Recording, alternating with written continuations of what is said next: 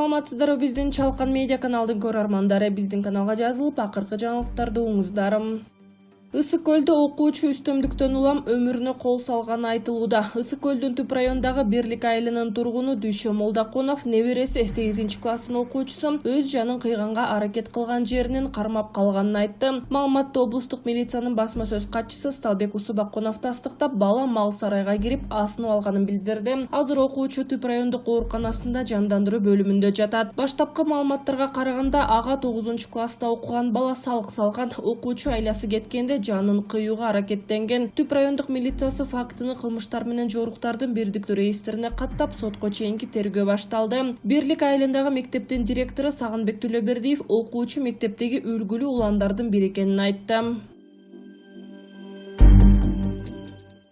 Москвада Казакбаевден мурдагы президенттин макамын сурашты. Кыргызстандын тышкы иштер министри Руслан Казакбаевге Москвадагы сапарында журналисттер Атамбаевге кепилдик берүү тууралуу суроо узатышты. Орусиянын тышкы иштер министри Сергей Лавров менен биргелешкен басма сөз жыйынында Россия 24 телеканалынын журналисти өлкөнүн мурдагы жетекчилигине жана Атамбаевге кепилдик каралабы деген өңүттө суроо узатты. Анын баары Кыргызстандын мыйзамдарына жараша чечилет. Эгер экс жетекчи макамы берилген болсо, анда кепилдиктер жана жеңилдиктер берилет, деди Казакбаев. Ошондой эле журналисттин иллюстрацияга байланыштуу суроосуна ал Кыргызстандын жаңы премьер-министри коррупцияга, криминалга каршы күрөшүп баштаганын белгилеп, күнүгө иллюстрация болуп жатканын айтты. Жогорку кеңеш 2019 жылдын 27 июнда Кыргыз Республикасынын президентинин ишмердигинин кепилдиги жөнүндө мыйзамга өзгөртүү киргизип, Алмазбек Атамбаевди экс-президент деген макамдан ажыраткан. Учурда камакта отурган Атамбаев 2011-2017 жылдары Кыргызстандын президенти болгон.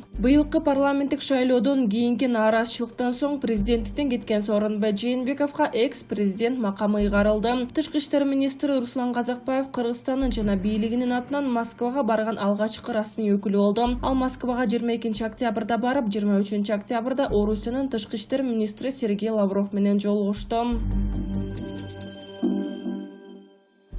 Аликбек Жекшенкулов эмне үчүн Жээнбеков Орусиядагы парадка катышпай калганын айтып берди. Сооронбай Жээнбековдун Орусиядагы парадка эмне үчүн катышпай калганын калың эл билбейт. Бул тууралуу Кыргызстандын Орусиядагы мурдагы элчиси Аликбек Жекшенкулов биринчи радиого берген маегинде билдирген. Ал көпчүлүктүн айтып жаткан божомол кептеринин жалган экенин белгиледи. Бул Атамбаев үчүн деген кептер жалган. Сооронбай Шарипович өзү жакшы киши, бирок айланасындагы командасы уят кылды десем болот. Кыргызстандан учуп келген күнү Жээнбеков жана анын парадка катыша турган командасы коронавируска тест тапшырышы керек болчу. Башка өлкөнүн президенттеринин баары тест тапшырып коюшкан. Ал эми биздин президенттин жандоочулары тапшыртпай коюшкан. Парад болчу күнү биздин делегациянын ичиндегилердин арасынан илдет чыгып, башкаларда кооптонуу жаралды. Жээнбеков өзү парадка катышуудан баш тарткан. Андан соң Владимир Путин өзү байланышып, Сооронбай Шариповичти жакынкы айларда кайра келип кетүүсүн суранган, дейт Жекшенкулов.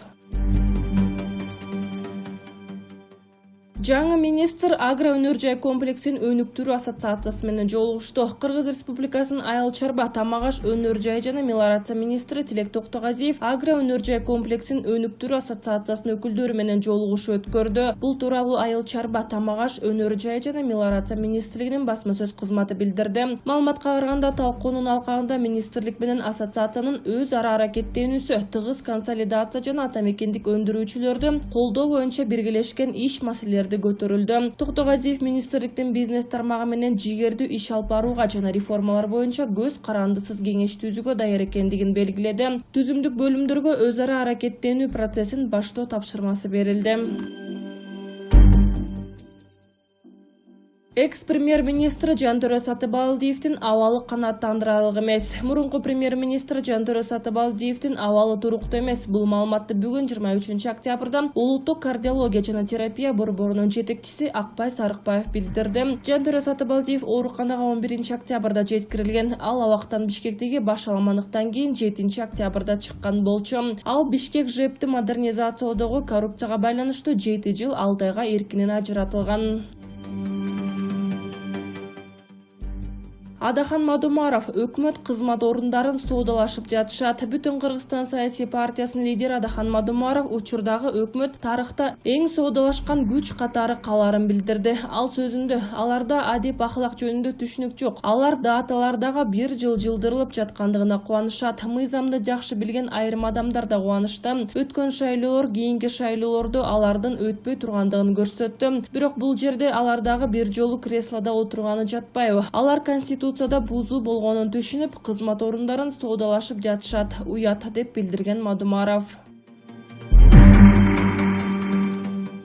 Темирлан Султанбеков, Акылбек Жапаров Атамбаевдин баласын бакчага ташып жүргөн. Азаттык үн алгысын берүүсүндө жараксыз деп табылган шайлоодо СДПК партиясынын атынан шайлоого аттанган Темирлан Султанбеков президенттин милдетин аткаруучу премьер-министр Садыр Жапаровдун кеңешчиси Акылбек Жапаровго сиз убагында Атамбаевдин жанында жүрүп, финансист болуп, анын кичүү баласы Кадыр Атамбаевди бала бакчага алып келип жүрчү адам сиз эмес белеңиз деп агынан жарылды. Мындан сырткары ал өз сөзүндө Кыргызстанды өнүктүрүп адам катары баглаган Турдакун Усубалиев жөнүндө кеп козгоп, ага каршы чыгып жаткандарын сынга алды.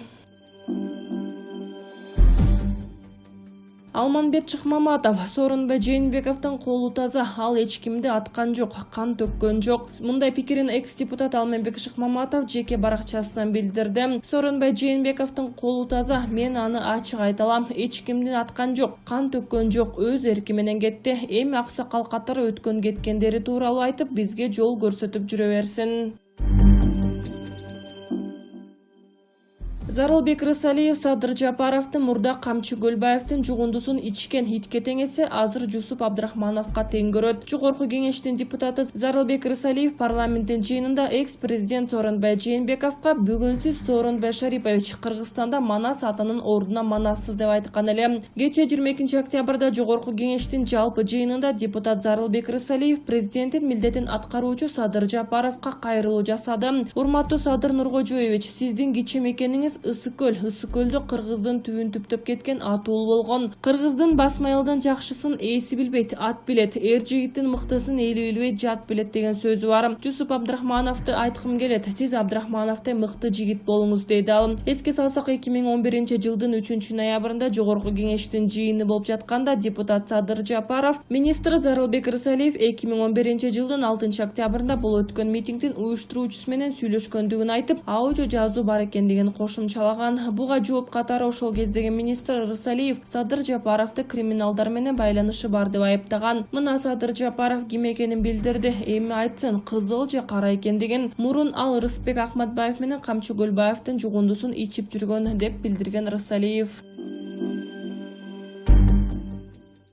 Ырчы Айдана Дека балалуу болгондон кийин гана жар айтуу тууралуу ойлоном дечүмүн. 2 жаштын жакшылыгына жарчы болуп, тойлордо жар айткандардын катары дагы толукталды. Дегенибиз Ырчы Айдана Дека мындан ары жар айтып, элдин кызматында болууга даяр. Бул тууралуу Айдана Дека менен байланышканыбызда белгилүү болду. Жолдошумдун бир тууган инесин үйлөнтүп, үлпөт той өткөрдүк. Анда мен жеңелик милдетимди аткарып, алгачкы жолу жар айтып чыктым. Буга чейин жар айтасыңбы деп сурагандар көп болчу. Өзүм жаңы келген келинмин, үй бүлөлүк жашоодо тажрыйбам болушу керек. Балалуу болгондон кийин гана жар айтуу тууралуу ойлоном дечүмүн. Менимче бардык нерсенин өз убагы болот. Жолдошум Аваз экөөбүздү өкүл апа кылгысы келген түгөйлөргө балалуу болуп, ата-эне макамын алалы дечүбүз. Эми өкүл апада болуп баштадык, дейт ал.